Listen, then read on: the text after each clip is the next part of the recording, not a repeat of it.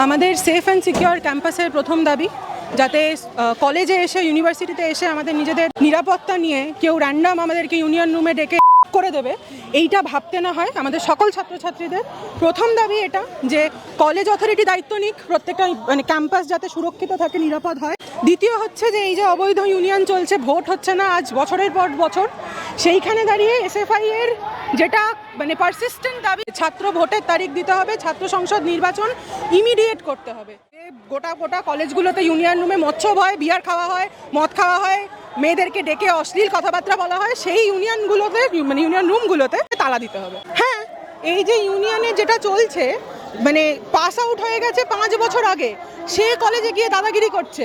Union কিসের union চালাচ্ছে যেখানে ভোট হয় না? ও কোথাকার প্রেসিডেন্ট, কোথাকার জিএস, ও কার বিরুদ্ধে লড়ে জিএস হচ্ছে?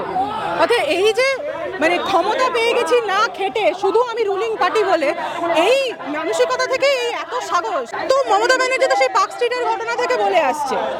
রিসেন্ট একটা ঘটনায় বলেছিলেন যে মেয়েটি প্রেগনেন্ট হয়ে গেছিল। কি উনি কি বলেন আর কি বলেন না, ওনার মধ্যে টার্গেট থাকে হচ্ছে ভিকটিম ব্লেমিং করা। অথবা ওনার কাছ থেকে তো মানে এক্সপেক্টেড, অন্য কিছু বলে বলে কি আপনি ভেবেছিলেন? আমি তো ভাবি। বাংলা হান্টের আরো খবর দেখতে নজর রাখুন। বাংলা খবর মানেই বাংলা হান্ট।